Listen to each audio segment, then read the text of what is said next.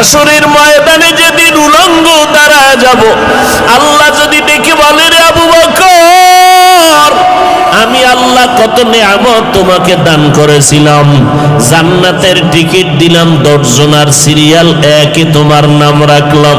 ও আবু বকর, নবীজির তোমার নবীর বিপদকালে তোমারে বন্ধু বানায় দিলাম, হিজরতের সাথী বানাইয়া এত নিয়ামত তোমারে দিলাম, আমার দরবারে সেই বিনিময় কি নিয়ে আসছো?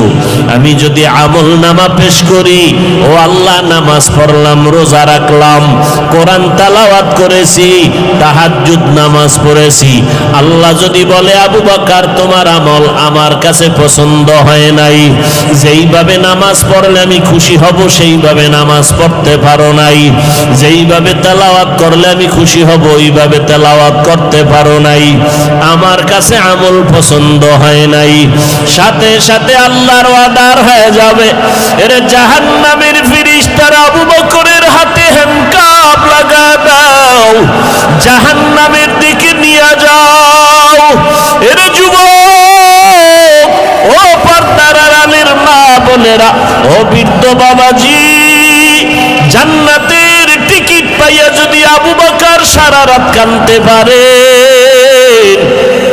আমলের তাদের অভাব নাই, এলেমের অভাব নাই, ইখলাসের অভাব নাই, তাহাজ্জুদের মধ্যে ঝামেলা নাই, সংসারের হক আদায় করতে তাদের দুর্বলতা নাই, জিহাদের ময়দানে দুর্বলতা নাই, জান্নাতের টিকিট পাইয়াও যদি তাদের অবস্থা এমন হয়, ও বান্দা একটু চোখ দুইটা বন্ধ করে নিজের জীবনের দিকে তাকাও। আজকে জীবনের দিকে তাকাইয়া দেখি এই ময়দানে আমার মতো গুনাহগার কেউ নাই। আজকে বক্তা হইয়া চেয়ারে বসছি, অথচ আমার গুনার কারণে দেখি আমার হাত না পাক, আমার ঠোঁট গুনার কারণে না পাক, আমার চোখ দুইটা গুনার কারণে না পাক, আমার অন্তরটা গুনার কারণে না পাক। আমার মতো গুনাহগার এই ময়দানে কেউ নাই। এরে যুবক, একটু চিন্তা করো, কই ছিলা, কই আছো? এক সময় তুমি আব্বু কয়া ডাকতে পারো নাই। আল্লাহ তোমার জবানে কথা বলার শক্তি দান করেছেন। তোমার মতো বয়সের কত যুবক দেখো, তোমার দুইটা চক্ষু দিয়া সারা রাত মোবাইল চালাও, গুনাহ করো। তোমার মতো কত বান্দা আছে দুই চোখের পাওয়ার নাই, অন্ধ বানাইয়া আল্লাহ পাঠাইছেন, রাস্তায় রাস্তায় ভিক্ষা করে। আমার আল্লাহ যদি তোমারে ঘুমের মধ্যে অন্ধ বানাইয়া দিতেন, বলো তুমি মোবাইলে গান বাজনা কেমনে দেখতা? আল্লাহ তোমারে সুন্দর চেহারা দান করেছে, আল্লাহর দেওয়া নিয়ামত খাইতেছো, আল্লাহর দেওয়া পানি ভোগ করতেছো, আল্লাহর দেওয়া বাতাস, আল্লাহর দেওয়া জমিনের ফসল গাছের ফল খাইতেছো। তোমারে যদি কেউ 5,000 টাকা দেয়, তুমি তার গুণগান গাও। তোমারে যদি একটা রিক্সা কিনিয়া দেয়, তুমি তার গুণগান গাও। তোমারে যদি একটা দোকান উঠাইয়া দেয় কেউ ব্যবসার জন্য, তুমি তারে জীবনে ভুলো না, তোমার চেয়ার ছাইরা তারে বসার জন্য আগায় দাও। আমার মাওলায় তোমারে দুইটা হাত দিছেন, বলো আল্লাহরে কি দিয়েছো? আমার মাওলায় তোমারে দুটো সুন্দর চক্ষু দান করেছেন, বলো এর বিনিময়ে আল্লাহকে কি দিয়েছো? আমার আল্লাহ তোমারে সুন্দর হায়াত দিয়েছেন, বলো আমার মালিকের কি দিয়েছো? আমার আল্লাহ তোমার জবানে কথা বলার শক্তি দান করেছেন, বিনিময়ে আল্লাহকে কি দিয়েছো? আল্লাহ দুটো হাত ভালো রাখছেন, বলো বিনিময়ে আল্লাহকে কি দিয়েছো? আল্লাহ তোমার আমার প্রয়োজনে সূর্যের আলো দিয়েছেন, বলো বিনিময়ে আল্লাহকে কি দিয়েছো? রাতের বেলা চাঁদের আলো দিয়েছেন, বলো আল্লাহকে কি দিয়েছো? আমার আল্লাহ জমিনের ফসল তোমার আমার জন্য কত সুন্দর করে দিয়েছেন, ভোগ করার জন্য তুমি আল্লাহকে কি দিয়েছো? আল্লাহ তো তোমার বাড়ি চায় না, টাকা চায় না, পয়সা চায় না। আল্লাহ তো বলে নাই ব্যবসা বাণিজ্য লেখাপড়া চাকরি বন্ধ করে সারা রাত সেজদায় পড়ে থাক, আল্লাহ তো এটা চায় না। আল্লাহ বলে বান্দা ব্যবসা কর, লেখাপড়া কর, চাকরি কর, সময় মতো সেজদা দে, 5 বেলার নামাজ পড়, মা বাবার দোয়া নিয়ে চল, ওলামায়ে কেরামের পরামর্শ নিয়ে চলো, নবীজির আদর্শ মানিয়ে চলো। নবীর আদর্শ আদর্শের কারণে আজকে এত সম্মান। সারা দুনিয়াবাসী আজকে ইসলামের দুশ্মনী করে, বেঈমানেরা মাদ্রাসার বিরোধিতা করে, কোরআনের বিরোধিতা করে। ও যুবকেরা, আমরা যারা টুপিওয়ালা দাড়িওয়ালা নামাজ পড়ি, পর্দা করি, হালাল খাই, বলো আমাদের স্বাধীনতা কোথায় নষ্ট হয়ে গেল? আমাদের খানাও বন্ধ হয় নাই, আমাদের চলাফেরার স্বাধীনতাও নষ্ট হয় নাই। আমাদের মতো দাড়িওয়ালা নামাজি ব্যবসা করে অভাব নাই, চাকরি করে অভাব নাই। তুমি কেন বলো নবীর তরিকা মানলে স্বাধীনতা চলবে না? বরং আমি চ্যালেঞ্জ করে বলবো, আমরা যারা নবীর তরিকা মানিয়ে চলি, আমাদের মতো সম্মানে জমিনে বর্তমানে কেউ নাই। আমরা যারা নবীর আদর্শ মানিয়ে চলি, আমাদের মতো শান্তিতে জমিনের মধ্যে কেউ নাই। তোমারে কোন শয়তানে ধোকায় ফেলে দিল, আজকে তুমি টুপি মাথায় দিতে চাও না, অথচ তুমি মুসলমান, আমিও মুসলমান। তুমি যে আল্লাহ মানো, আমিও সে আল্লাহ মানি। তোমার নবী আমার নবী এক, তোমার কোরআন আমার কোরআন এক। আমি টুপি মাথায় না দিলে লজ্জা পাই, আর তুমি টুপি মাথায় দিতে লজ্জা পাও। আমি দাড়ি কাটলে লজ্জা পাই, আর তুমি দাড়ি রাখতে লজ্জা পাও। আমি লম্বা পোশাকটা না পরলে লজ্জা পাই, তুমি লম্বা পোশাক পরতে লজ্জা পাও। আমি বেপর্দায় চলতে লজ্জা পাই, আর তুমি পর্দা করতে লজ্জা পাও। যেগুলো বেঈমানের চরিত্র ছিল, সেগুলো তুমি মুসলমানের মধ্যে ঢুকাইলা কেন রে বাবা? মনে মনে কি ভাবতেছো কোরআন মিথ্যা? পারলে একটা প্রমাণ দাও, এখন দাড়ি কেটে ফেলবো, নামাজ রোজা বাদ দিয়ে দিব। তুমি কেন? বড় বড় মনীষী, বড় বড় পণ্ডিতেরাও তো ভুল বের করতে পারে নাই। কিয়ামত পর্যন্ত কোরআনের ভুল বের করতে পারবে না। ওই কোরআন সত্য, ওই কোরআনে গুনাহ নিয়ে যারা কবরে যাবে তাদের জাহান্নামে ভুগতে হবে, তাও সত্য। নেক আমলওয়ালারা জান্নাত পাবে, কোরআনের ঘোষণা, তাও সত্য। জান্নাত এমন আরামের ঘর, আল্লাহ কোরআনে বয়ান করেছেন। আবার জাহান্নামটা কেমন ভয়ঙ্কর, আমার আল্লাহ তাও বয়ান করেছেন। গুনাহগার হইয়া যদি কবরের বিছানায় যাও, ওই কবরে তখন কে টাকাওয়ালা বাড়িওয়ালা খবর নাই, কে ধনী কে গরিব কোনো প্রশ্ন হবে না। আমাকেও তিনটা প্রশ্ন, তোমাকেও একই তিনটা প্রশ্ন করা হবে। রবের পরিচয় দাও, ধর্মের পরিচয় দাও, রহমাতুল লিল আলামিনের পরিচয় দাও। দুনিয়াতে যদি রবের গোলামি না করিয়া কবরে যাও, যারা রবের গোলামি করবে তারা জবাব দিবে রব্বি আল্লাহ। যারা ধর্ম ইসলাম মানবে তারা জবাব দিবে কবরে দীনি আল ইসলাম। যারা নবীর সুন্নত অনুযায়ী চলবে তারা নবীরে দেখিয়া চিনবে। নবী বলেন, আমার আল্লাহ গাইবি আওয়াজ দিয়া বলবে, ও ফেরেশতা কবরে জান্নাতের বিছানা দিয়া দাও, আমার বান্দা আরামে ঘুমাবে, কেউ ডিস্টার্ব করবে না।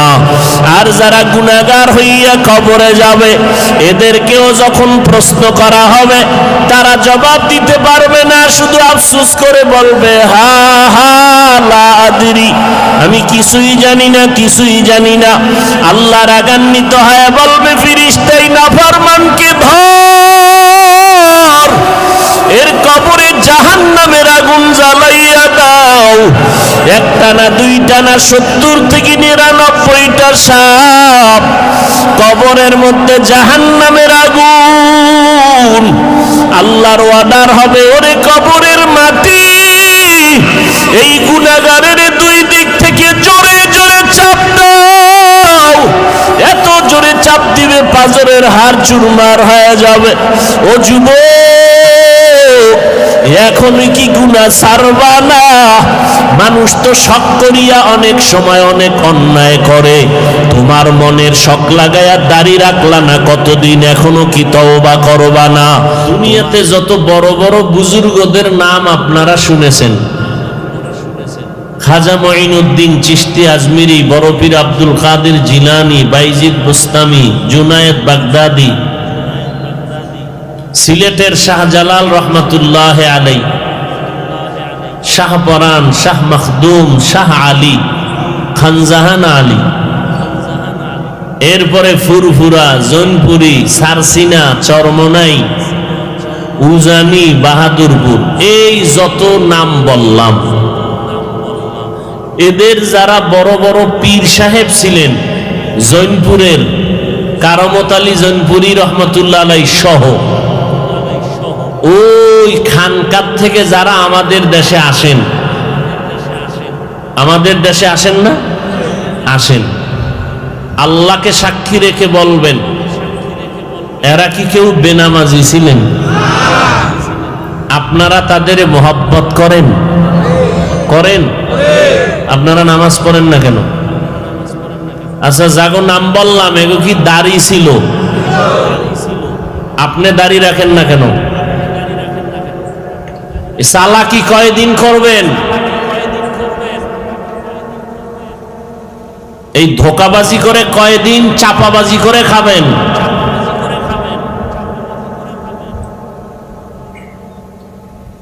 আপনি জৈনপুরের খুব মোহব্বত করেন, কিন্তু জৈনপুর হুজুরে নামাজের কথা কয় না, নামাজ পড়েন না, আপনি বেয়াদব। সারসিনার হুজুর, চরমনার হুজুর, বাহাদুরপুরের হুজুরেরা যত আল্লাহ আলাদের নাম কইলাম, এরা রোজার কথা কয় না। আমার জানা মতে জৈনপুরের হুজুরেরা যারা আসেন ইন্ডিয়ার থেকে, এরা তো লোকালয় বেরও বেশি হয় না, গোসল করে তাও ভিতরে পর্দা লাগাইয়া। আপনারা যারা ভক্ত দাবি করেন, আপনারা গান শুনেন কেন? দাড়ি কাটেন কেন? সুদের টাকায় ব্যবসা করেন কেন? কি চালাক বাঙালি, মাস্তান মাস্তান ভাব। এই মাস্তানি তো দুনিয়ায় চলবে না, কবরের ভিড়া তো আছেই। যারা নামাজ পড়ে না, যারা দাড়ি রাখে না, যারা পর্দা করে না, যারা সুদ খায়, এই যত আল্লাহ আল্লাহদের নাম বললাম, এরা সবাই তাদের দুশ্মন। এরা জৈনপুরের দুশ্মন, এরা ফুরফুরার দুশ্মন, এরা খাজা মঈনুদ্দিনের দুশ্মন, এরা বড় পীর সাহেবের দুশ্মন, এরা সমস্ত আহলে হক পীর মাশায়েখের দুশ্মন। এক নাম্বার ভক্ত আমরা, আমরা টুপিওয়ালা, দাড়িওয়ালা, পর্দাওয়ালারা। তবে আমরা চাপাবাজি করি না, চাপাবাজির অভ্যাস নাই। গাছ তোমার নাম কি? কথা কয় না। গাছ তোমার নাম কি? খাজা মঈনুদ্দিনের জন্য কি পাগল, গাঞ্জা খায় বয়ে বয়ে। খাজা মঈনুদ্দিন কোনদিন গাঞ্জা খেয়েছেন? খাজা মঈনুদ্দিনের ইতিহাস যদি বলি রাত কেটে যাবে। কত বড় আল্লাহওয়ালা ছিলেন।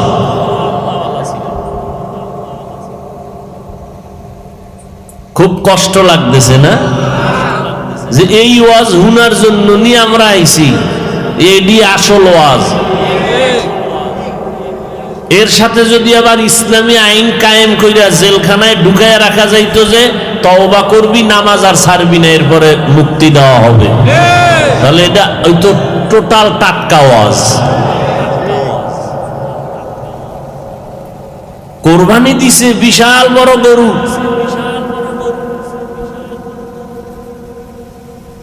অথচ 5 ওয়াক্ত নামাজ পড়ে নাই।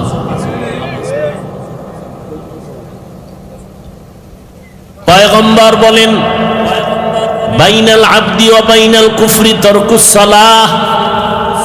কাফের আর মুমিনের মধ্যে ব্যবধান হলো নামাজ।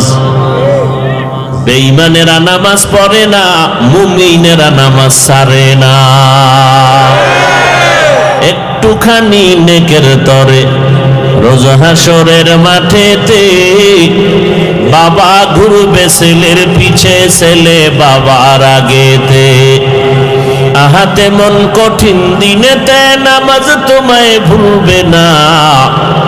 ঠিক মতো পড়িলে নামাজ জান্নাত তোমার ঠিকানা। ঘুমের চেয়ে নামাজ ভালো আর তুমি ঘুমাইও না। ঠিক মতো পড়িলে নামাজ জান্নাত তোমার ঠিকানা।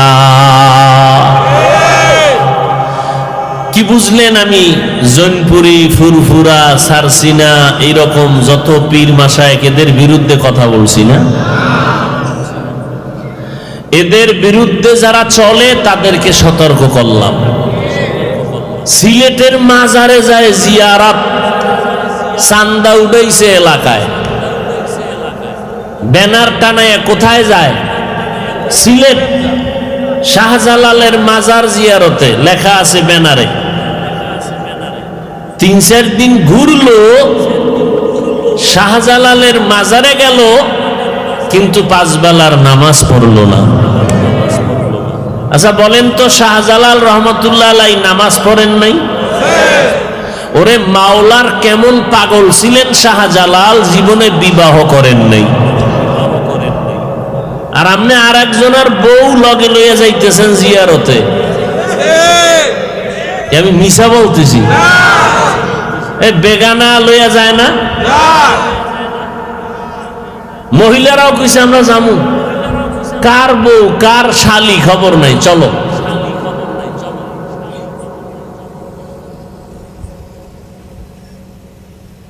খাটিয়া পীর মাশায়েখের দরবারে যদি এই সমস্ত উল্টা পাল্টা চলে, তো খাঁটি দরবার পাবো কই? সিনেমা হলে ঢুকলে ওয়াজ মাহফিল শোনা যায় না? কথা বলেন না কেন? সেখানে গান, বেপর্দা, কথা ঠিক? তো পিসাবগ দরবারে যদি এগুলি চলে, তো সিনেমা হলে আর পিসাবের দরবারে ব্যবধান কি? অতএব আপনাদের এই যে আশরাফ আলী মৌলভী রহমতুল্লাহ আলাইহি বড় বুজুর্গ মানুষ ছিলেন, এর রেখে যাওয়া মোহাব্বত যদি ধরে রাখতে চান, তাহলে সহি তরিকে একটা মাদ্রাসা করেন। ইনশাআল্লাহ আমি ওয়াদা দিয়ে গেলাম, আল্লাহ সুস্থ রাখলে প্রত্যেক বছর আসব। আমি বলছি সাব্বিরকে আগামীতে 2 দিন দিবি, 2 দিন দিবি, একদিন আমি, আর একদিন অন্য অন্য অনেক বক্তা ভালো ভালো আলেম ওলামা রাখবো। এখন সাব্বির একা পারবে না, আপনাদের সহযোগিতা লাগবে না? সহযোগিতা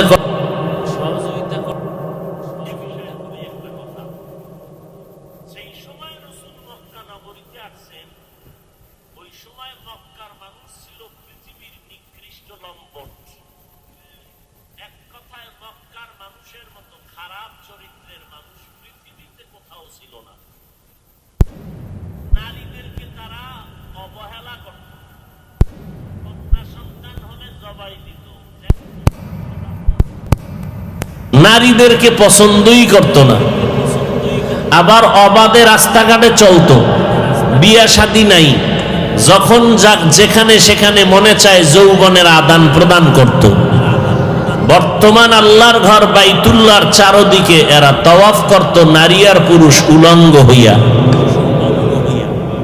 ওরা কোরবানি দিত, পশুর রক্ত এগুলো বাইতুল্লাহর দেওয়ালে এভাবে মুছত, মনে করত কামিয়াব হয়ে গেছে। ঠিক সেই সময় আমার রসূল পৃথিবীতে আসলেন আব্দুল্লাহর ঔরসে মা আমেনার গর্ভ থেকে মক্কা নগরীতে। নবী আসা মাত্রই পরিবর্তন শুরু, 1000 বছরের প্রজ্বলিত আগুন নিভে গেল। আম্মাজান আমেনা বলতেছেন, মুহাম্মদ যখন দুনিয়াতে আসছে নার কাটা অবস্থায়, খতনাকৃত অবস্থায়, আমি আমেনা টের পাই নাই, কোনো রক্ত যায় নাই, কোনো ব্যথা অনুভব করি নাই। নবী আসছেন সেজদার হালাতে, এসে আল্লাহর শুকর আদায় করছেন। নবী জীবনে উলঙ্গ হন নাই। আমার নবীকে দিয়া আল্লাহ কিয়ামত পর্যন্ত পুরা দুনিয়াটাকে সাজাবেন ইসলামের লাইনে। এজন্য নবীকে ছোট থেকেই তৈরি করে নিছেন।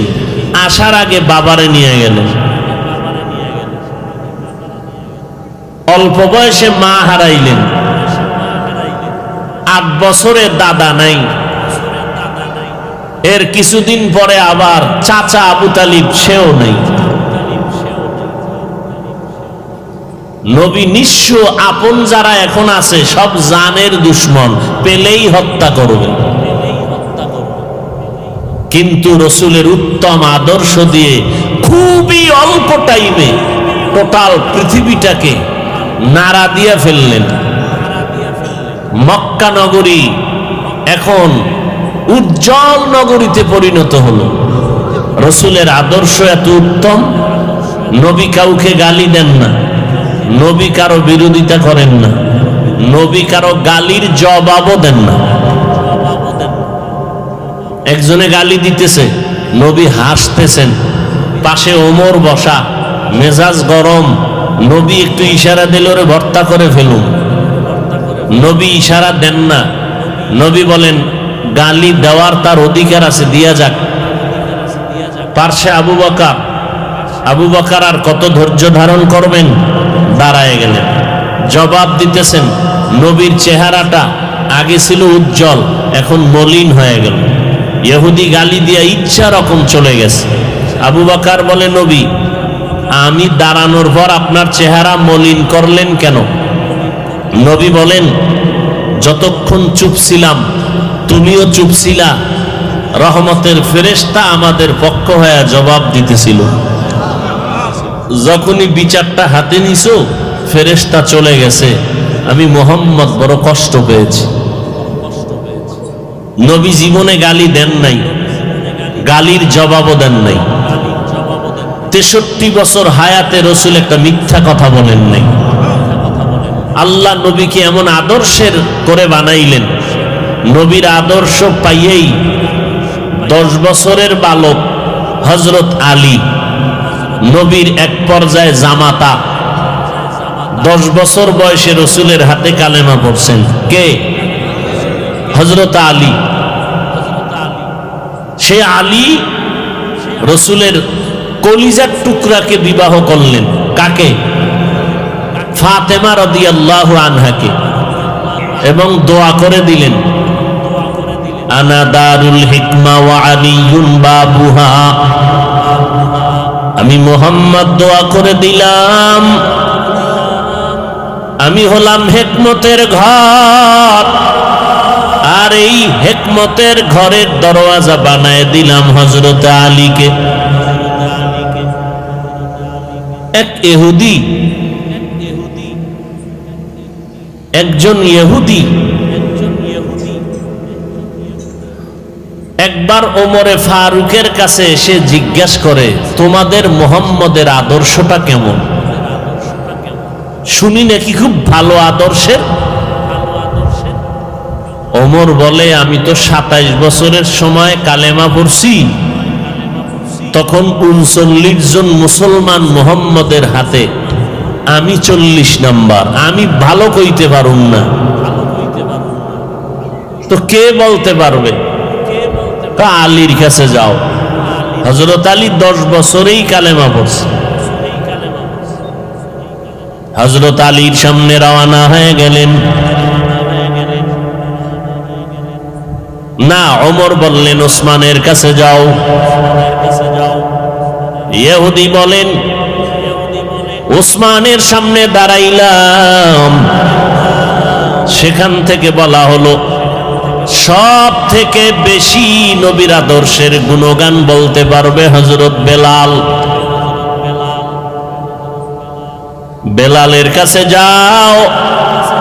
নবীজির সাথে উঠা বসা বেলালের মোহাব্বত বেশি, বেলাল বলতে পারবে। বেলালের কাছে যখন চলে যায়, বেলাল বলে হযরত আলীর কাছে যাও। আলীর কাছে যাওয়ার পর নবীর আদর্শের বয়ান শুনতেছে। ও ইহুদি ভাই বলো, দুনিয়াতে যাহা কিছু আছে এগুলো তোমার কাছে কেমন মনে হয়? বলে অনেক সুন্দর। বলে আমার নবীর গুণগান আমি কি করব? সারা আসমান জমিন গ্রহ নক্ষত্র সব যদি এক পালায় দেওয়া হয়, আমার রসুলের আদর্শের সমতুল্য হবে না। ইমামুল আউয়ালিনাল আখিরিন বাহরে সাদকা রাহমাতাল লিল আলামিন সাইয়্যিদুল কাউনাইন খাতমুল মুরসালিন আখিরা মদবুদ ফখরুল আউয়ালিন। পয়গম্বরের আদর্শ গ্রহণ করলেন আবু বকর। নবীর আদর্শ গ্রহণ করার কারণে মক্কার মানুষ এখন ভালো মানুষে পরিণত হয়ে গেল। যেই মক্কার মানুষ ছিল জমিনের মধ্যে নিকৃষ্ট, এখন তারা হয়ে গেল ইতিহাসের পৃষ্ঠায় শ্রেষ্ঠ। কেমন উৎকৃষ্ট আর শ্রেষ্ঠ হলো?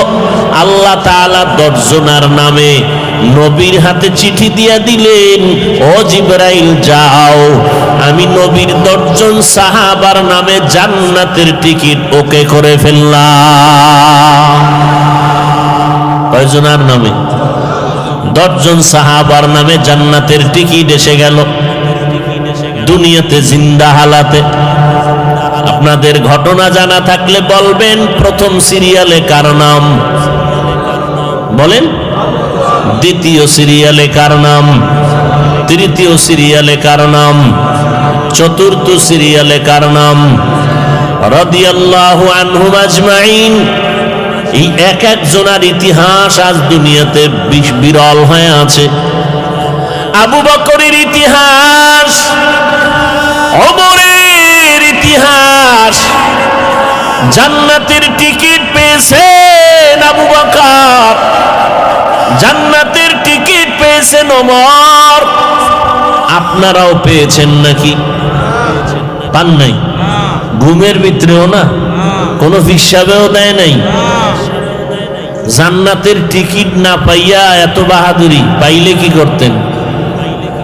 নামাজ নাই, রোজা নাই, সুদের টাকায় ব্যবসা করে।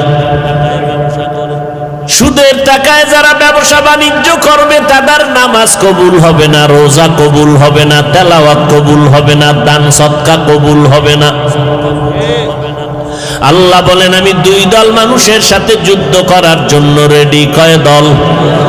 এক দল যারা সুদের সাথে জড়িত, আল্লাহ তাদের সাথে যুদ্ধ করতে চান। কোরআনের আয়াত, ইয়া আইয়ুহাল্লাযীনা আমানুত্তাকুল্লাহ ওয়া যারু মা বাকিয়া মিনার রিবা ইন কুনতুম মুমিনিন ফাইন লাম তাফআলু ফাআযানু বিহারবিন মিনাল্লাহি ওয়া রাসূলিহি।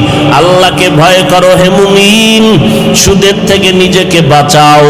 যদি খাঁটি মুমিন হতে চাও, গাদ্দারি করে যদি এরপরও এই গুনাহে লিপ্ত হও, রেডি হও। আমি আল্লাহ আমার রসুল রেডি তোমার সাথে যুদ্ধ করার জন্য। কারণ যেই পুরুষেরা সুদের সাথে জড়িত, 24টা ঘন্টার সেকেন্ডে সেকেন্ডে তারা মায়ের সাথে জিনা করার গুনাহে লিপ্ত।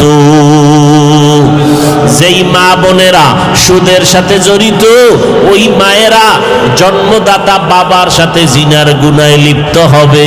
এদের জীবনভর তওবা না করলে কোনো মোনাজাত কবুল হবে না, বাইতুল্লাহ হজ করলেও আল্লাহর আদালতে কবুল হবে না। বাবার সাথে মায়ের সাথে জিনা করবা, তোমার আমল কবুল করবেন আল্লাহ? এত ঠেকা। আবার পাশাপাশি দেখা যায় জীবনে মাদ্রাসায় পড়ে নাই, জীবনে পড়ে নাই, কিন্তু আল্লাহওয়ালাদের সোহবত পাওয়ার কারণে 5 বেলার নামাজ পড়ে, ব্যবসা করে, হারাম খায় না, কোনোদিন হারাম খায় না, কোনোদিন মানুষের হক নষ্ট করে না। এরকম কোটিপতি এই জমিনে আছে না নাই? 1 টাকাও হারাম খায় না, কোটি টাকার মালিক, ব্যবসা করে, চাকরি করে, অভাব নেই, অথচ জীবনে মাদ্রাসায় পড়ে নাই। हर के दारत खौफे हक दर दिल मदम जन्नतुल मअवा देहत उरा मकाम जुज़बा हक ची जे मखाज इंसो जा फजले उ आमस्ते दर जुमला जहां দুই দলের সাথে আল্লাহ যুদ্ধ করার ঘোষণা করেছেন। আর এক দলের কথা আল্লাহ বলেছেন বুখারী শরীফের হাদিসের মধ্যে নবীর মাধ্যমে, মান আদালি ওয়ালিয়ান ফাকাদ আযানতুহু বিল হারব। যারা আল্লাহওয়ালাদের সাথে দুশমনি করবে, আল্লাহ বলেন রেডি থাক, আমার আল্লাহ যুদ্ধ করার জন্য তোমার সাথে রেডি। ওলিয়া উলিয়ার সাথে যারা বেয়াদবি দুশমনি করবে, আল্লাহ তাদের সাথে যুদ্ধ করার জন্য রেডি। কারণ আমরা ওলিয়া উলিয়ার মাধ্যমে ইসলাম পেয়েছি, কথা ঠিক না? আমাদের মাথায় টুপি, দাড়ি, আমরা নামাজ পড়ি, পর্দা করি, হালাল খাই, 2 ফোঁটা চোখের পানি আছে, এখন হালাল খাই, সন্তানগুলো দিনের পথে চলে, আমরা হালাল ভাবে ব্যবসা বাণিজ্য করি। এর পেছনে অবদান ওলামায়ে কেরাম, ওলিয়া উলিয়া। সোহবতে সালেহ তোরা সালেহ কুনাত, সোহবতে তালে তোরা তালে কুনাত জমানা, সোহবতে বা আউলিয়া পে তেরা সদ সালা তাআত বেরিয়া। এরে নবীর উম্মতের দল, জান্নাতের টিকিট পাইয়া আবু বকর জীবনভর কান্না কান্না কান্না। ওমরের মতো বান্দা জান্নাতের টিকিট পাওয়ার পরও জীবনভর কান্না করে কাটাইলেন। কবরে আমার কি উপায় হবে? হাসরের ময়দানে আমি আল্লাহর আদালতে কেমনে দাঁড়াবো?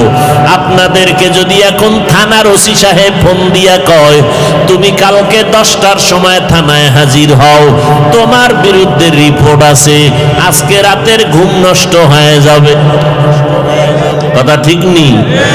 আর আমার মাওলার দরবারে হাজিরা দেওয়ার জন্য যদি কেউ চিন্তায় পড়ে যায়, আমার মাওলার আদালত বড় কঠিন। আবু বকর নামাজে দাঁড়াইয়া কান্না করতেছেন।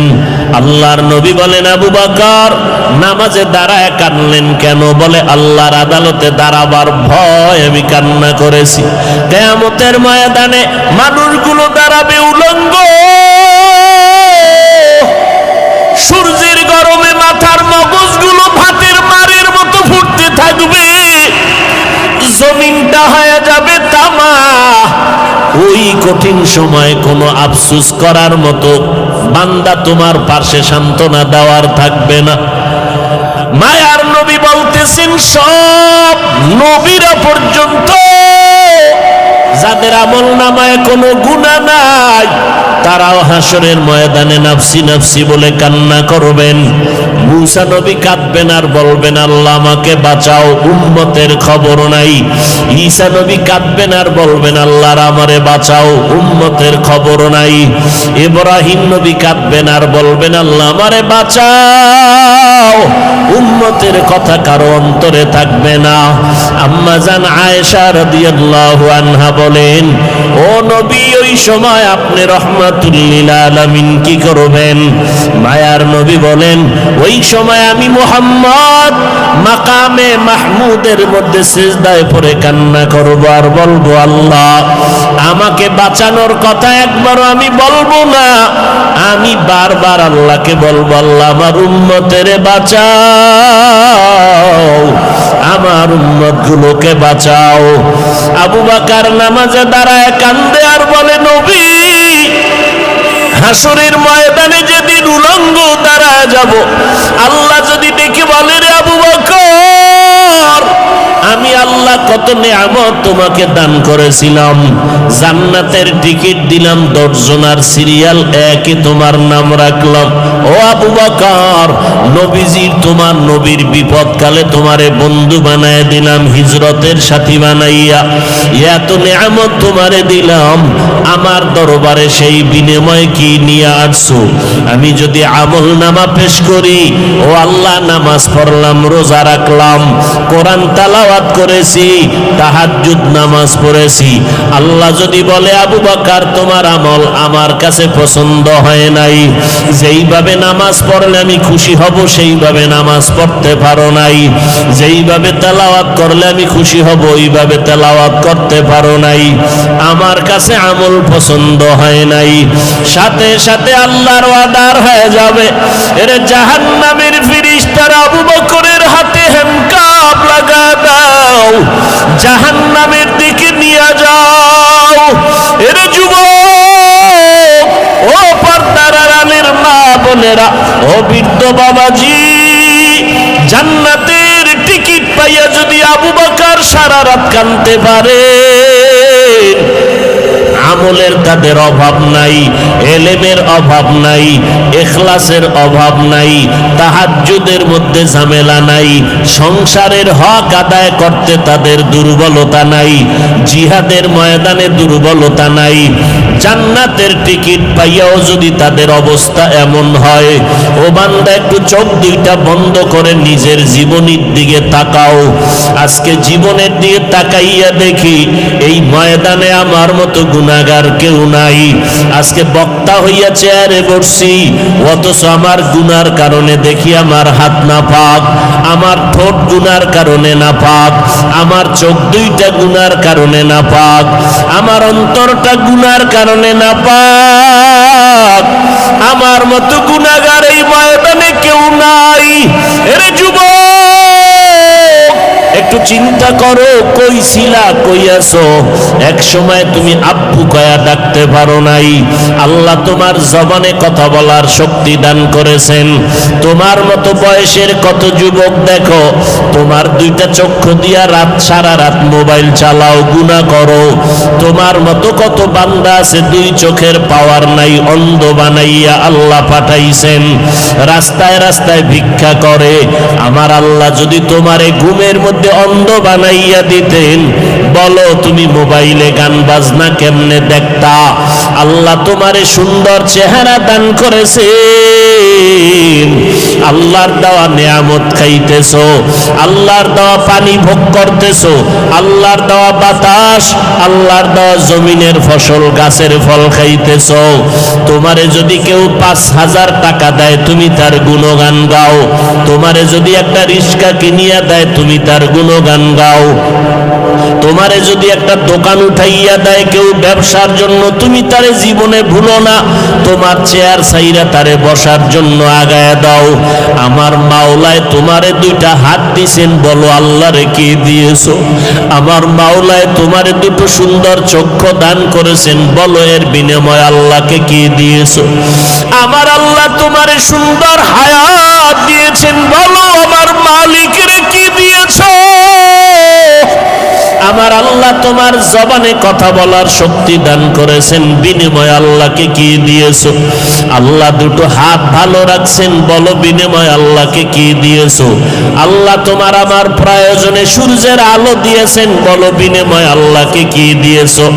রাতের বেলা চাঁদের আলো দিয়েছেন, বলো আল্লাহকে কি দিয়েছো? আমার আল্লাহ জমিনের ফসল তোমার আমার জন্য কত সুন্দর করে দিয়েছেন, ভোগ করার জন্য তুমি আল্লাহকে কি দিয়েছো? আল্লাহ তো তোমার বাড়ি চায় না, টাকা চায় না, পয়সা চায় না। আল্লাহ তো বলে নাই ব্যবসা বাণিজ্য, লেখাপড়া, চাকরি বন্ধ করে সারা রাত সেজদায় পড়ে থাক। আল্লাহ তো এটা চায় না। আল্লাহ বলে বান্দা ব্যবসা কর, লেখাপড়া কর, চাকরি কর, সময় মতো সেজদা দে, 5 বেলার নামাজ পড়, মা বাবার দোয়া নিয়ে চল, ওলামায়ে কেরামের পরামর্শ নিয়ে চলো, নবীজির আদর্শ মানিয়ে চলো। নবীর আদর্শের কারণে আজকে এত সম্মান।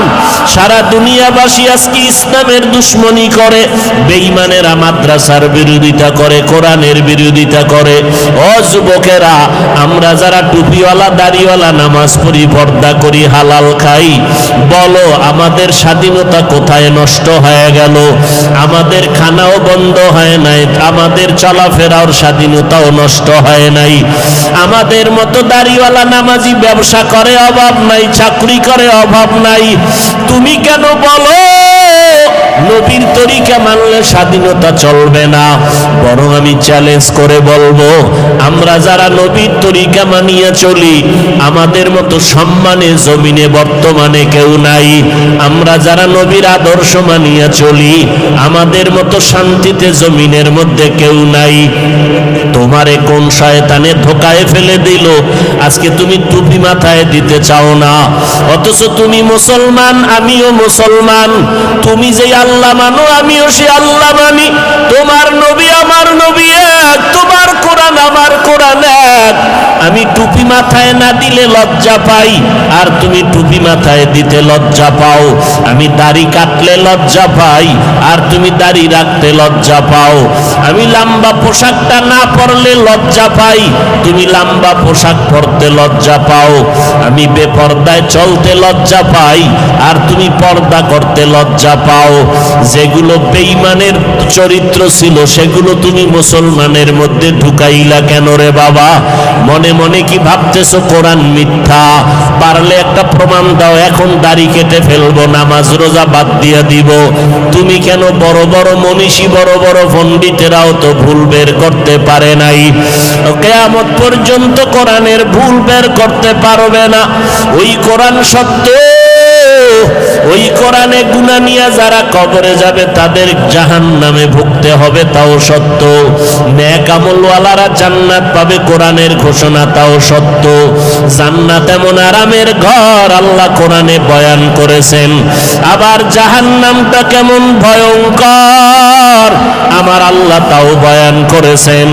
গুনাহগার হইয়া যদি কবরের বিছানায় যাও, ওই কবরে তখন কে টাকাওয়ালা বাড়িওয়ালা খবর নাই, কে ধনী কে গরিব কোনো প্রশ্ন হবে না। আমাকেও 3টা প্রশ্ন, তোমাকেও একই 3টা প্রশ্ন করা হবে। রবের পরিচয় দাও, ধর্মের পরিচয় দাও, রহমাতুল লিল আলামিনের পরিচয় দাও।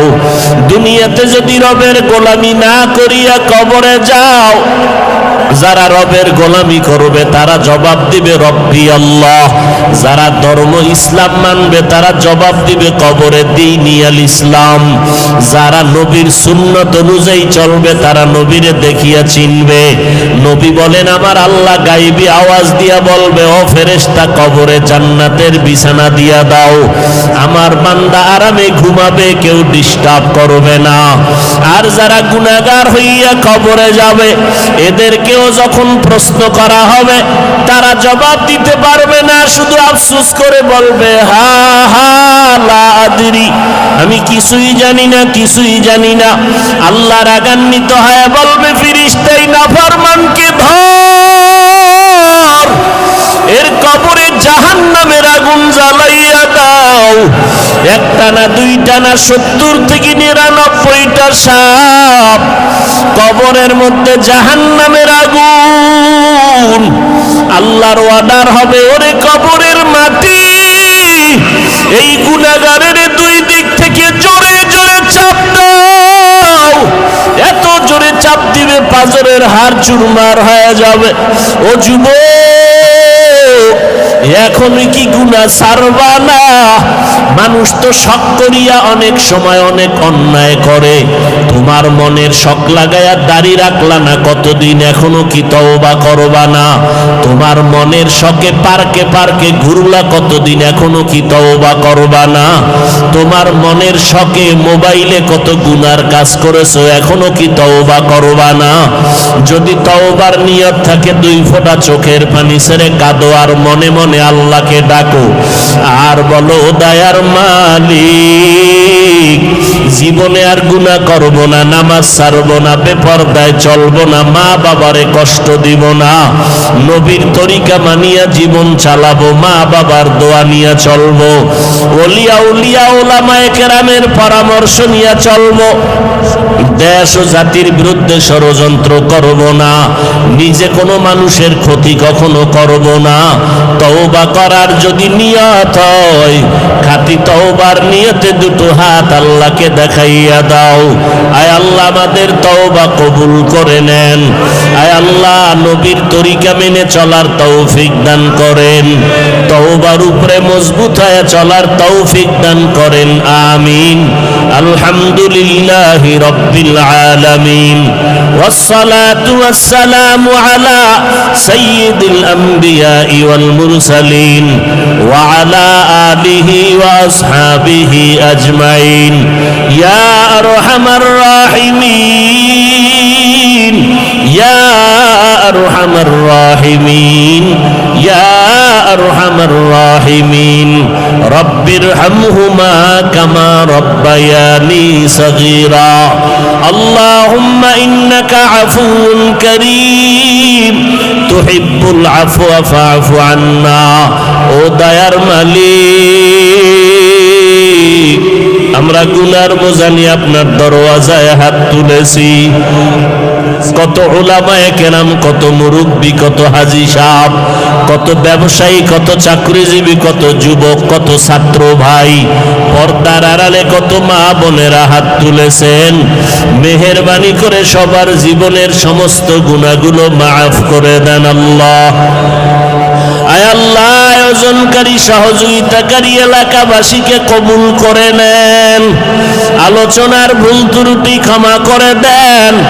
আয় আল্লাহ, সারা দুনিয়াবাসীকে মাফ করে দেন। বাংলাদেশ শান্তির দেশ বানায় দেন। আয় আল্লাহ, প্রশাসনিকভাবে যারা কাজ করে দিনের খাদেম বানাইয়া দেন। আয় আল্লাহ, জনপ্রতিনিধির দায়িত্বে যারা সবাইকে দিনদার বানায় দেন। আয় আল্লাহ, সমস্ত মাদ্রাসা মসজিদ কবুল করে নেন। অন্যান্য শিক্ষা প্রতিষ্ঠান নবীর আদর্শের আদলে কবুল করে নেন। ও দয়ার মালিক, পর্দার আড়ালের মা বোনদের আবেদা বানাইয়া দেন। সন্তানগুলো নেককার বানাইয়া দেন। আয় আল্লাহ, আমার কলিজার প্রত্যেকটা যুবকের দিনের খাদেম বানাইয়া দেন। 5 ওয়াক্ত নামাজি, কোরআন পড়নেওয়ালা বানাইয়া দেন। মোবাইলের গুনাহের থেকে হেফাজত করেন আল্লাহ। মোবাইলের গুনাহের থেকে হেফাজত করেন। মোবাইলের গুনাহের থেকে হেফাজত করেন। আয় আল্লাহ, অন্তর থেকে রিয়া, হাসাদ, কিবির দূর করে ইখলাস দান করেন। ইলম, হিলম, হিকমত, আমলে বরকত দান করেন। আয় আল্লাহ, চলার পথে ইজ্জতের সাথে হেফাজত করেন। সারা দুনিয়ায় ইজ্জতের সাথে খেদমতের জন্য কবুল করে নেন। নবীজির সুন্নাতওয়ালা জিন্দেগি আমাদের দান করেন। আয় আল্লাহ, নবীজির রওজা মুবারক বাইতুল্লাহ জিয়ারতের তৌফিক আয় আল্লাহ আমাদের সবার দিলের নেক আশা পূরণ করে দেন।